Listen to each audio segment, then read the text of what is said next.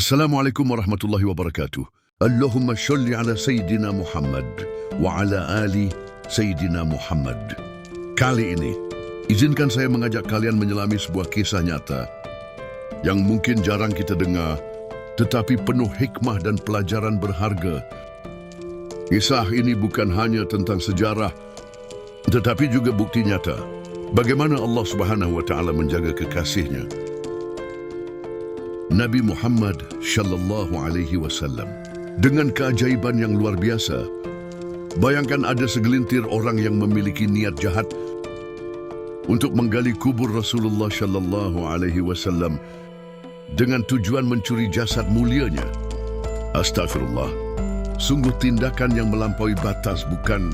Tetapi inilah bukti nyata bahwa manusia boleh saja merencanakan, tetapi Allah Subhanahu wa Ta'ala adalah sebaik-baik pembuat rencana. Apa yang terjadi selanjutnya adalah keajaiban yang membuat iman kita semakin kuat dan cinta kita kepada Rasulullah Sallallahu Alaihi Wasallam semakin mendalam. Kisah ini menunjukkan bagaimana Allah Subhanahu wa Ta'ala melindungi kekasihnya dengan cara yang luar biasa.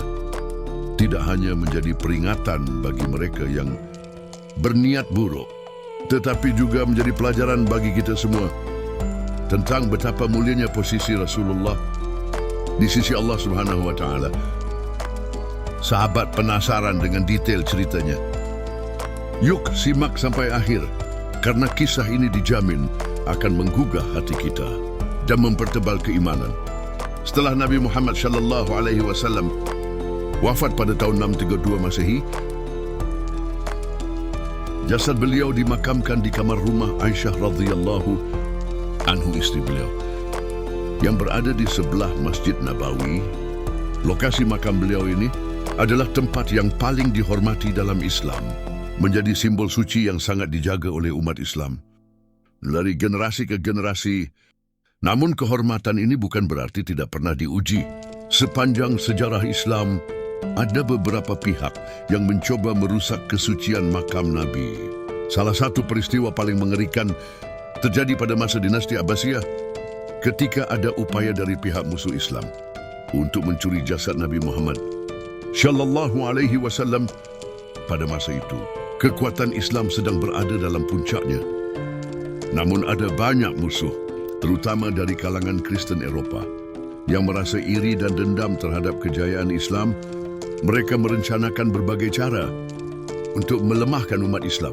Salah satu rencana terkeji mereka adalah mencuri jasad Nabi Muhammad Sallallahu Alaihi Wasallam dengan tujuan untuk menghina umat Islam secara global dan meruntuhkan semangat umat Islam. Mereka menganggap bahwa dengan mencuri jasad Nabi Muhammad Sallallahu Alaihi Wasallam, mereka dapat melemahkan semangat umat Islam. Pemimpin dari kelompok ini adalah seorang ahli strategi yang licik dan pandai menyusun rencana.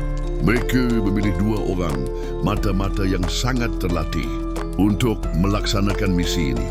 Kedua orang ini menyamar sebagai jemaah haji dari Maroko dengan penampilan yang meyakinkan. Mereka berhasil menyusup ke kota Madinah tanpa menimbulkan kecurigaan.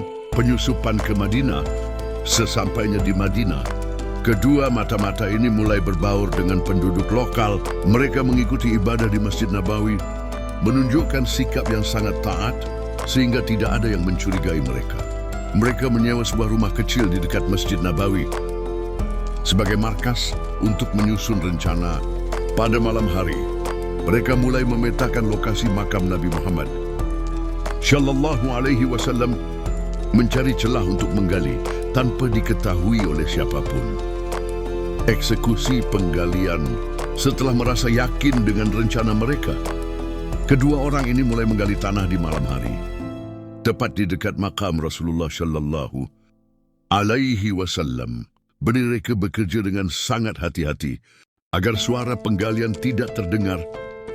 Setiap malam, mereka sedikit demi sedikit mendekati makam Nabi Muhammad Sallallahu Alaihi Wasallam.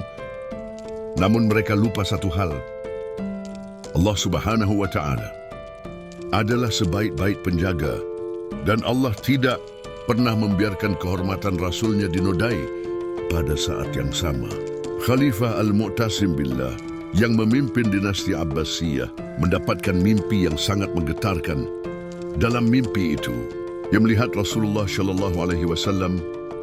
Wajah Rasulullah bersinar terang, namun beliau terlihat sedih dan berkata, "Wahai Al-Mu'tasim, selamatkan aku dari orang-orang yang ingin mencuri jasadku." Ketika terbangun, Khalifah merasa sangat gelisah. Ia yakin bahwa mimpi itu adalah peringatan dari Allah Subhanahu wa Ta'ala. Tanpa menunggu lama, ia memerintahkan pasukan khusus untuk segera berangkat ke Madinah. Ia juga meminta penduduk Madinah untuk berjaga-jaga dan memeriksa keadaan di sekitar makam Rasulullah sallallahu alaihi wasallam. Pasukan yang dikirim Khalifah tiba di Madinah. Dalam waktu singkat, mereka langsung memeriksa area sekitar makam Rasulullah sallallahu alaihi wasallam. Benar saja, mereka menemukan lubang yang cukup dalam di dekat makam. Ketika diperiksa lebih lanjut, mereka menemukan kedua pelaku yang sedang bersembunyi. Pengakuan pelaku. Setelah ditangkap dan diinterogasi, kedua pelaku mengakui semua perbuatannya. Mereka menjelaskan bahwa mereka diperintahkan oleh pemimpin mereka di Eroppa untuk mencuri jasad Nabi Muhammad sallallahu alaihi wasallam. Rencana ini dilakukan untuk mempermalukan umat Islam dan menghancurkan simbol kesucian Islam. Hukuman untuk pelaku. Mendengar pengakuan itu, Khalifah Al-Mu'tasim tidak tinggal diam. Ia memerintahkan agar kedua pelaku dijatuhi hukuman mati. Hukuman ini dilakukan di depan umum sebagai peringatan keras bagi siapa saja yang berani mencoba mencemarkan kehormatan Rasulullah sallallahu alaihi wasallam. Perlindungan tambahan untuk makam Nabi Muhammad. Setelah insiden ini, Khalifah Al-Mu'tasim mengambil langkah-langkah besar untuk memastikan keamanan makam Rasulullah sallallahu alaihi wasallam. Ia memerintahkan pembangunan tembok besar yang mengelilingi makam sehingga tidak ada yang bisa mendekati makam tanpa izin. Langkah ini kemudian dilanjutkan oleh Sultan Nuruddin Zangki yang memperkuat pelindungan makam dengan membangun parit di sekitarnya. Parit ini diisi dengan bahan-bahan yang membuatnya mustahil untuk digali. Hingga hari ini, makam Rasulullah sallallahu alaihi wasallam tetap menjadi tempat yang sangat terjaga keamanannya. Kisah ini memberikan banyak pelajaran berharga. Allah Subhanahu wa Ta'ala selalu menjaga kehormatan Rasulnya. Kisah ini menunjukkan bahwa Allah Subhanahu wa Ta'ala tidak akan pernah membiarkan siapapun mencemarkan kehormatan Rasulullah sallallahu alaihi wasallam. Khalifah Al-Mu'tasim adalah contoh pemimpin yang peka terhadap petunjuk Allah dan sigap dalam melindungi agama. Ketiga, kesatuan umat dalam menjaga agama. Kisah ini mengajarkan bahwa umat Islam harus selalu bersatu dan waspada terhadap ancaman dari musuh-musuh Islam. Demikianlah kisah nyata tentang bagaimana Allah Subhanahu wa Ta'ala menjaga kehormatan Rasulullah sallallahu alaihi wasallam dari rencana jahat para musuh Islam. Kisah ini mengingatkan kita untuk selalu mencintai Rasulullah sallallahu alaihi wasallam, menjaga kehormatan agama Islam dan tetap waspada terhadap ancaman di sekitar kita. Semoga kita semua bisa mengambil hikmah dari kisah ini dan semakin memperkuat iman kita. Jangan lupa untuk terus bersyalawat kepada Nabi Muhammad sallallahu alaihi wasallam, karena itu adalah salah satu bentuk cinta kita kepada beliau. Terima kasih sudah menyimak hingga akhir. Sampai jumpa di kisah penuh hikmah lainnya. Wassalamualaikum warahmatullahi wabarakatuh.